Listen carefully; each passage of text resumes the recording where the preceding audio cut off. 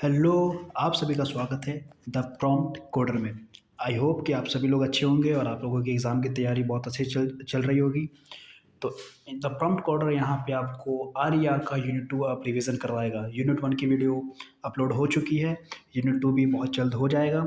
Video lecture record करने के बाद जस्ट मैं 2 से 3 मिनट के अंदर अपलोड कर दूंगा। तो अभी टाइम हो रहा है 7:30 लगभग, और आज तारीख है 26 तारीख। तो चलिए हम लोग यूनिट 2 को स्टार्ट करते हैं। और इसमें जो पहला टॉपिक है वो है सोलर रेडिएशन। सोलर रेडिएशन से आप लोग समझते हैं क्या? देखिए, सोलर रेडिएशन क्या होता है। एक solar radiation means energy from sun which comes to earth in the form of electromagnetic wave. Solar radiation का मतलब होता है एक ऐसी एनर्जी जो सन से आती है और पृथ्वी तक जाती है। किस फॉर्म में? इलेक्ट्रोमैग्नेटिक फॉर्म में। इलेक्ट्रोमैग्नेटिक वेव्स के फॉर्म में क्या होती है, सन की जो एनर्जी होती है वो पृथ्वी तक जाती है, उसी को हम लोग सोलर रेडिएशन बोलते हैं। अब सोलर रेडिएशन हमारे होते हैं 3 टाइप के: direct solar radiation, diffuse solar radiation and scattered. अब इन तीनों को हम लोग पढ़ते हैं थोड़ा डिटेल में। मैं कोशिश करूंगा कि डायग्राम की मदद से एक्सप्लेन कर दूं, ताकि इसके डेफिनेशन को पढ़ना ना पड़े, ताकि बहुत ही कम टाइम में आप लोग का रिवीजन भी हो जाए और आप जिन लोगों ने भी कुछ नहीं पढ़ा है वो पढ़ भी लें। तो हम लोग शुरू करते हैं कि जैसा, तो हम लोग स्टार्ट करेंगे। जैसे मान लीजिए कि यह है हमारा सन और ये हमारा अर्थ, और ये मान लो कि कोई ऑब्जेक्ट है जिस पे सनलाइट पड़नी है। तो 3 तरीक़ों से सनलाइट पड़ती है। पहला, जो डायरेक्ट रेडिएशन हमारा गया, डायरेक्ट सनलाइट पड़ा। दूसरा, जो पृथ्वी पे आया या किसी भी ऑब्जेक्ट पे रिफ्लेक्ट हुआ, रिफ्लेक्ट होने के बाद इस ऑब्जेक्ट पे आया। अब उसके बाद है तीसरा हमारे पास स्कैटर्ड वाला। जैसे मान लो कि क्लाउड है या एटमॉस्फेयर में जो छोटे छोटे पार्टिकल्स होते हैं उन पर टकरा के कुछ इधर गया, कुछ इधर गया और कुछ यहाँ आ गया स्कैटर्ड। तो वही है कि जैसे यहाँ टकराया, टकराने के बाद यहाँ से मैं अच्छे से समझाता हूँ।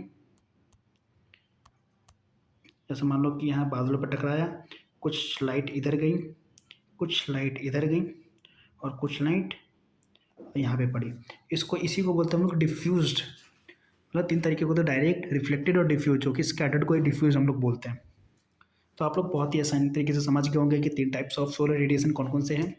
तो अब हम लोग चलते हैं डायरेक्ट रेडिएशन में।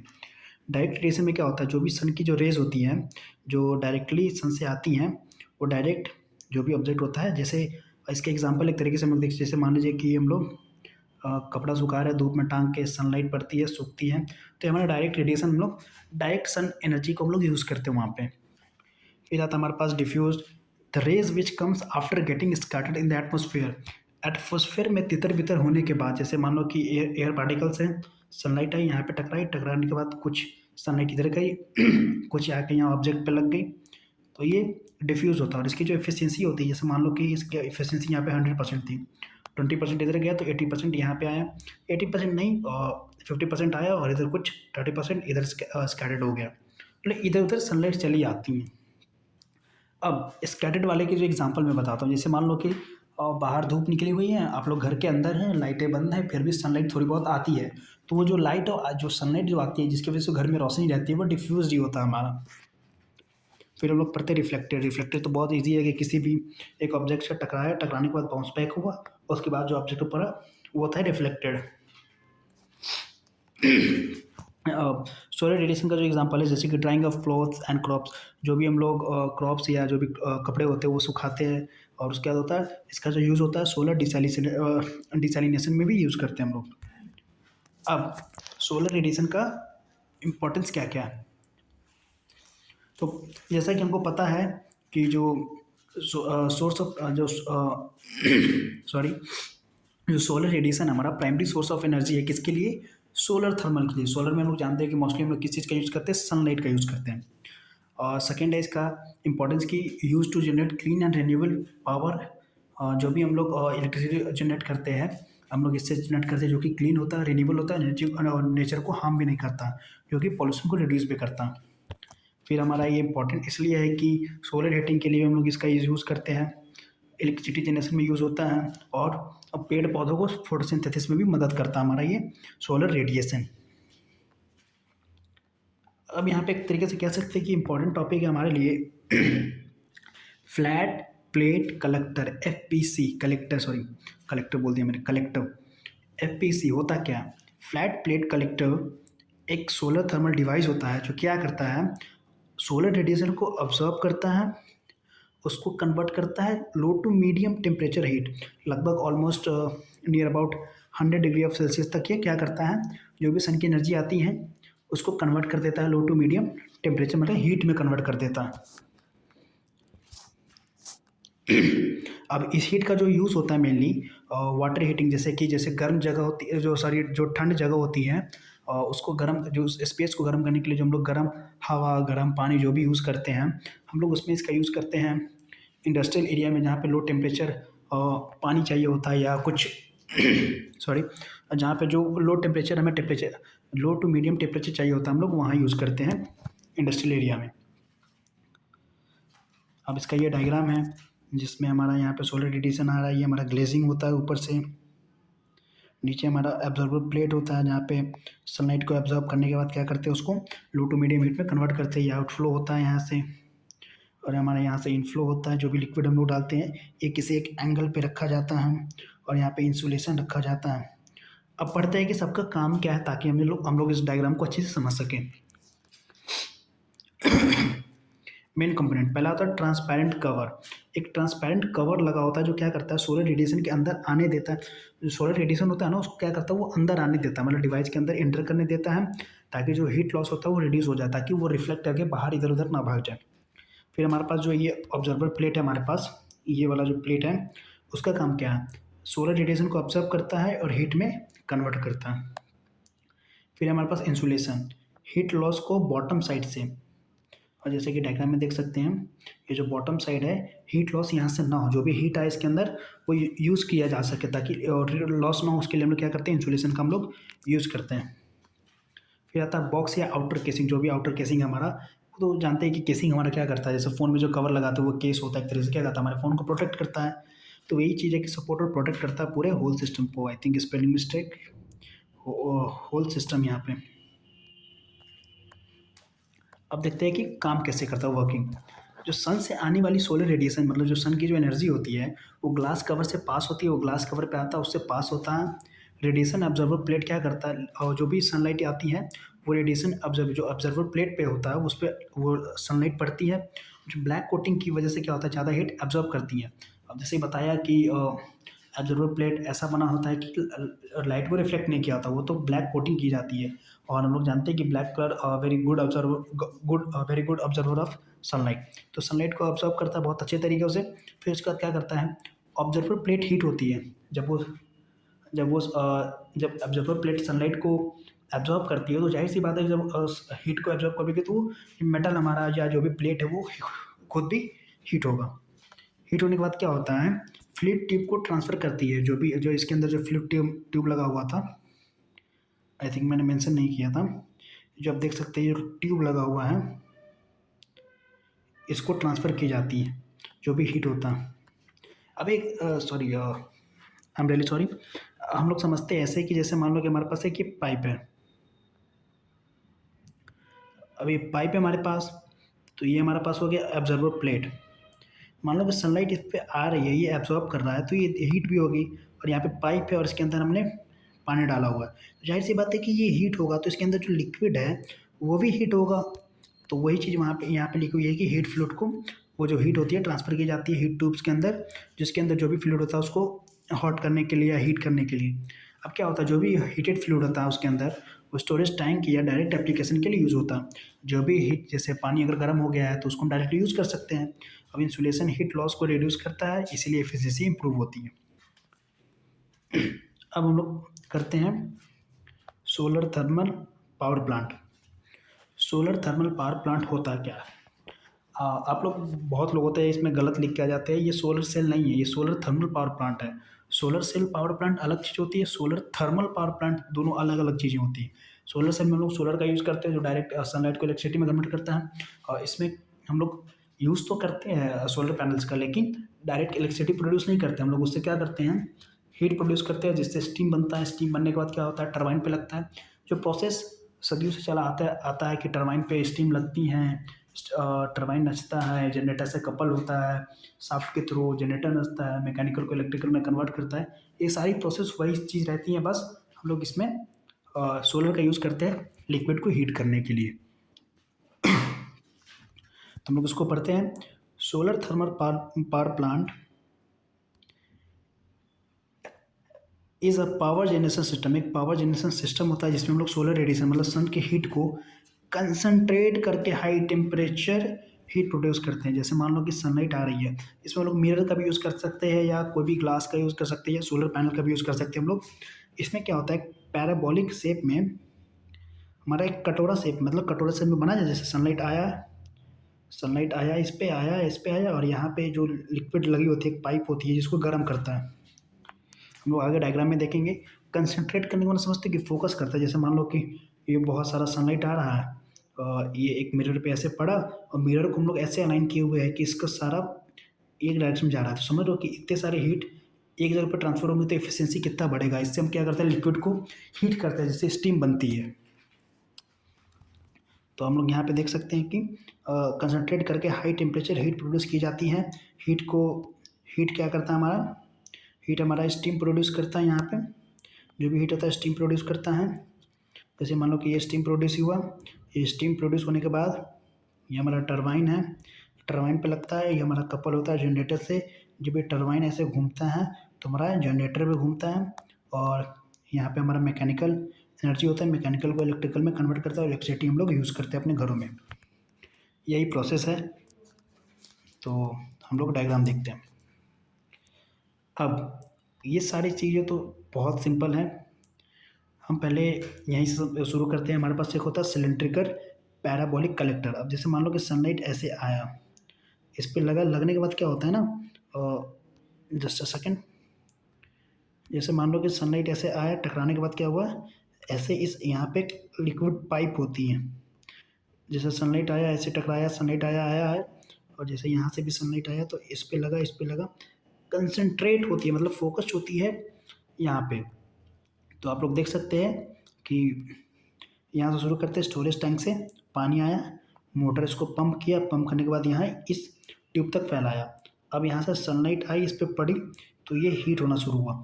जब हीट हुआ तो ये यहाँ पे है, स्टोरेज टैंक के ऊपर से भरते गया। ऊपर हमारा हीट वाला है, नीचे हमारा कोल्ड पानी है, जो है ये नॉर्मल पानी है जो भी है। अब ये जो हीट वाला पानी है इसके अंदर स्टीम बनना शुरू होता है। अब ये स्टीम क्या होती है, यहाँ पे वेपर जनरेशन के अंदर ट्रांसफ़र की जाती हैं, और वेपर जब जनरेट होता है, जब स्टीम बनने लगती है तो यहाँ पे हम लोग एक पाइप के थ्रू से क्या करते हैं, टरबाइन पे स्ट्राइक करवाते हैं। जब हाई प्रेशर स्टीम टरबाइन पे मारती है तो टरबाइन हमारा रोटेट करता है। जब टरबाइन रोटेट करता है तो यहाँ पे हमारा जनरेटर भी लगा हुआ है, जो जनरेटर रोटेट करता है, फिर से वही बात की मैकेनिकल को इलेक्ट्रिकल में कन्वर्ट करती है और हम लोग अपने घर में यूज़ करते हैं, जो मैंने यहाँ पे नहीं लगाया। फिर अब जो स्टीम नीचे आई है वो क्या करता है, कंडेंसर उस गर्म स्टीम को, जो भी स्टीम हमारा हॉट है उसको कंटेंस करते हैं। कंडेंस का मतलब होता है कोल्ड करती है। जब भी स्टीम कोल्ड होता है तो वो लिक्विड में कन्वर्ट हो जाता है। फिर जैसे ही लिक्विड में कन्वर्ट होता है फिर उसको क्या करते हैं, पंप के थ्रू हम लोग इसमें ट्रांसफ़र करते हैं। फिर से हमारा ये यहाँ से स्टोरेज टैंक में आता है और ये प्रोसेस रिपीट होते रहता है। हम लोग यहाँ पे पढ़ेंगे सोलर कंपोनेंट। पहला सोलर कलेक्टर, ये एक पैराबोलिक ट्रफ होता है जो सोलर रेडिएशन को कंसंट्रेट कर फोकस करके एक स्पेसिफिक पॉइंट या लाइन पर फोकस करता है, एक स्पेसिफिक पॉइंट पर फोकस करता है जिससे हीट इंक्रीज होती है। फिर आता है हमारा बॉयलर या steam generation. Heat transfer fluid की हीट से वाटर को हाई प्रेशर स्टीम में कन्वर्ट करता है। जैसे हीट ट्रांसफर होता है फ्लूइड के अंदर तो क्या करता है, वो हीट से वाटर को हाई प्रेशर स्टीम में कन्वर्ट करता है। हम लोग पढ़ते हैं कि हीट ट्रांसफर फ्लूइड होता क्या है, एसटीएफ। मेनली वाटर का यूज़ करते हैं या कोई भी हम लोग लिक्विड यूज़ कर सकते हैं जो कि इजीली स्टीम में कन्वर्ट होता है। रिसीवर से हीट को बॉयलर स्टीम जनरेटर तक सेफली कैरी करता है। ये क्या करता है, रिसीवर से, जो भी रिसीवर है हमारा जहाँ पे चाहिए होगा, वो हीट को बॉयलर स्टीम से जनरेटर, जो भी स्टीम जनरेटर हमारा सेक्शन था, यहाँ पे जो स्टीम जनरेटर सेक्शन था यहाँ तक हमारा उसको कैरी करता है। अब उसके बाद है कि steam turbine. High pressure steam turbine blades पे स्ट्राइक करती है। जैसे ही हाई प्रेशर स्टीम टरबाइन को, जो टरबाइन मतलब जो ब्लेड्स होती हैं उस पर स्ट्राइक करती है तो ब्लेड रोटेट होता है। जब टरबाइन रोटेट होती है तो क्या होता है, यहाँ से थर्मल एनर्जी किस में कन्वर्ट होती है, मैकेनिकल में। जो हमारा जनरेटर होता है, ये जनरेटर ये क्या करता है, टरबाइन से कनेक्टेड होता है। ये टरबाइन है, मतलब जो भी ब्लॉक डायग्राम से समझाते हैं तो टरबाइन ऐसे ही बनाते हैं। बाकी जैसे मान लो कि टरबाइन ऐसे अगर बनाए, मान लो कि ये ब्लेड है, स्टीम लगी इस पे और ये ऐसे रोटेट होने लगी और यहाँ पे जनरेटर लगा है ऐसे। आपने बचपन में ही कोई ना कोई प्रोजेक्ट बनाया ही होगा। जनरेटर टरबाइन से कनेक्टेड होती है एंड मैकेनिकल एनर्जी को इलेक्ट्रिकल एनर्जी में कन्वर्ट करता है। कंडेंसर का काम समझा ही दिया है कि जो भी हमारा टरबाइन से निकलने वाली जो स्टीम होती है उसको कोल्ड करके वाटर में कन्वर्ट करता है और ये सिस्टम क्लोज लूप में होता है ताकि बार बार रिपीट करता रहता है। ये पंप पता है कि कंडेंस वाटर को अगेन बॉयलर में पंप करता है ताकि साइकिल रिपीट होता रहे। अब ये टॉपिक हमारी हो चुकी है कंप्लीट। हमारे पास एक और टॉपिक है thermal energy storage, TES। Thermal energy storage आखिरकार होता क्या है? थर्मल एनर्जी स्टोरेज एक टेक्निक है। जो थर्मल एनर्जी स्टोरेज है एक तरीके का टेक्निक है, एक तरीके का मेथड है जिसमें हम लोग क्या करते हैं, जो भी सोलर थर्मल एनर्जी जो जो भी बनता है उससे एनर्जी बनता है, हम लोग उसको स्टोर करके बाद में यूज़ करते हैं। मतलब एक तरीके से एक तरीके की बैटरी है ये। जो भी एनर्जी बनती है सोलर थर्मल से हम लोग उसको स्टोर करते हैं ताकि बाद में यूज़ कर सकें। जब सनलाइट अवेलेबल ना हो, जैसे कि नाइट में, रेनी सीजन में, क्लाउडी सीजन में जब नहीं रहता तो उस समय यूज़ कर सकते। एक तरीके की बैटरी है ये। अब इसका use solar heating, cooling and power plants में होता है। अब यहाँ पे इसका भी डायग्राम देखेंगे। हमारे पास ये सोलर कलेक्टर है जो बिजली बनाती है और स्टोरेज टैंक के अंदर इसको स्टोर करता है। Hot air hot air loading घर के अंदर जाता है, फिर यहाँ से कोल्ड एयर रिटर्न होता है स्टोरेज टैंक में, फिर पंप होता है, ये प्रोसेस होते रहता है।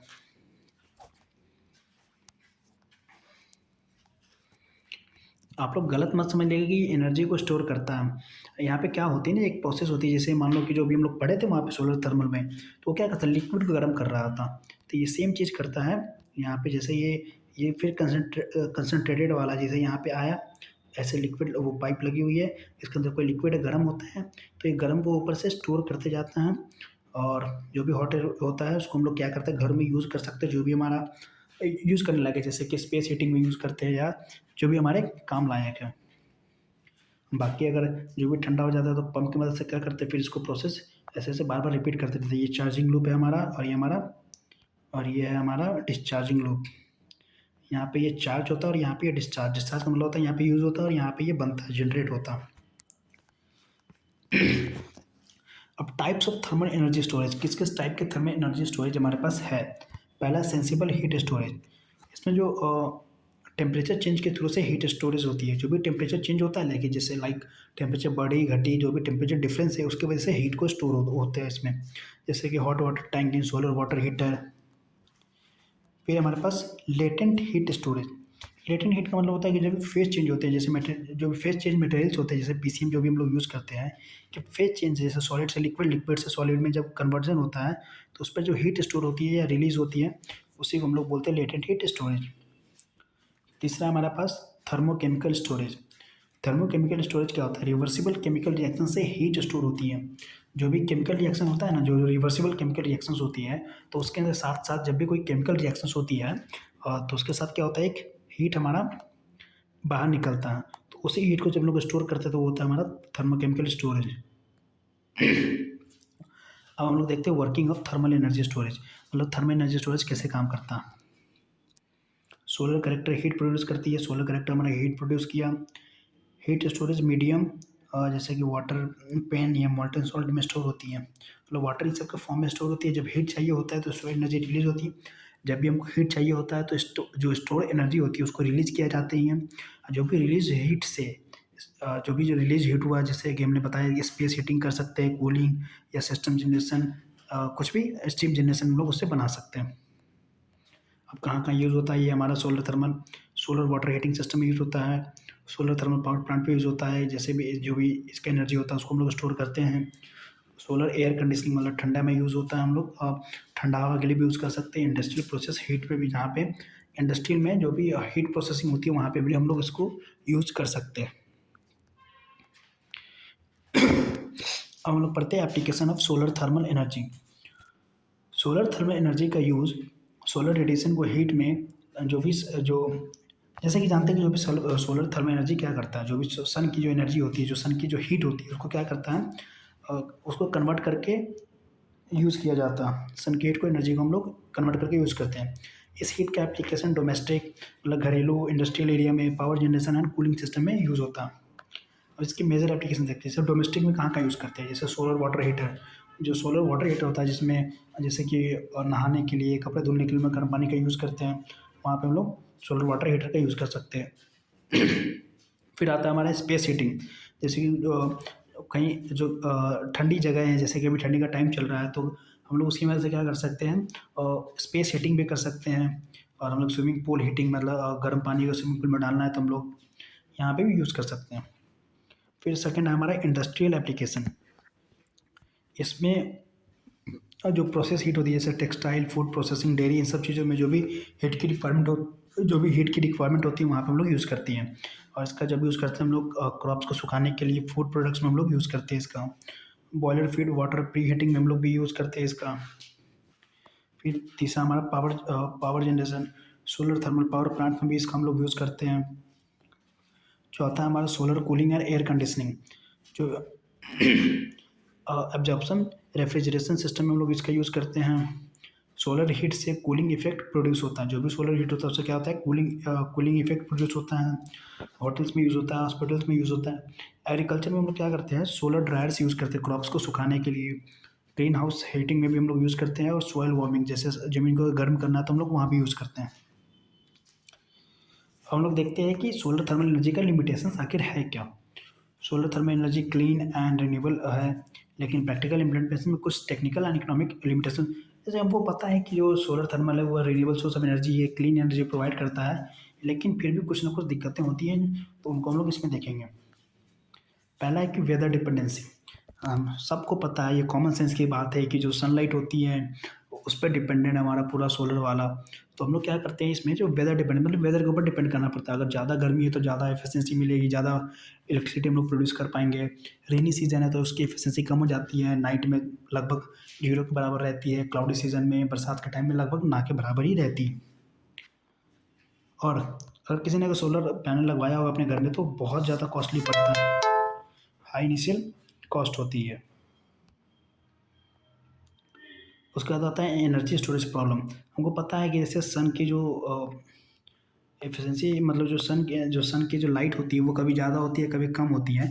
उसकी वजह से क्या होता है, continuous flow of electricity produce नहीं कर पाता, जिससे बहुत दिक्कतें होती हैं। तो हमें क्या करता है, एनर्जी को स्टोर करने की नीड होती है, मतलब बैटरी की नीड होती है।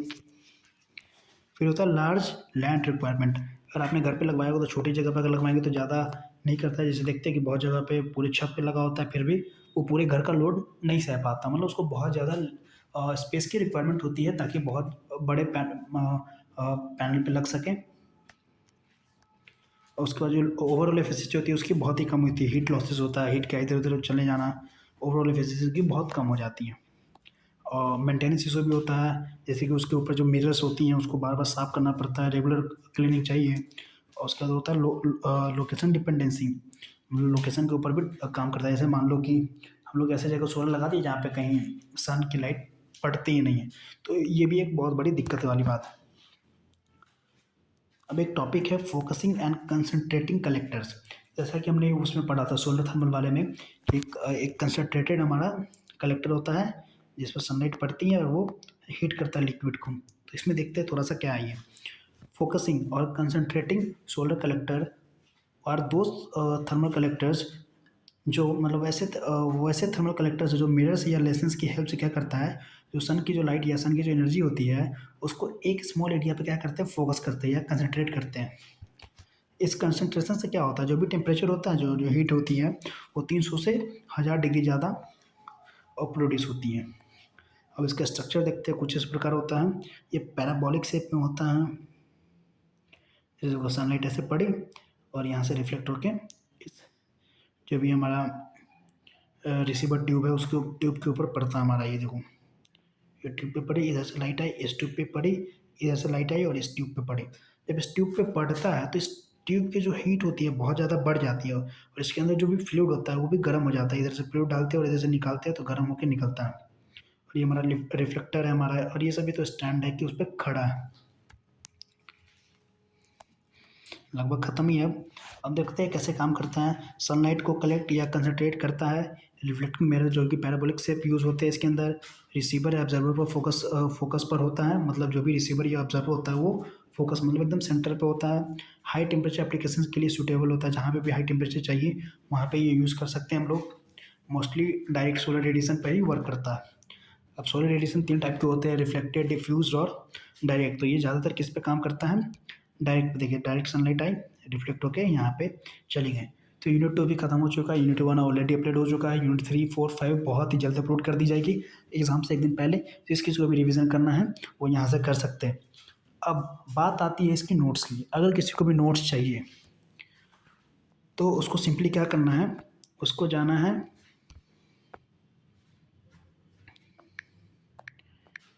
AKTube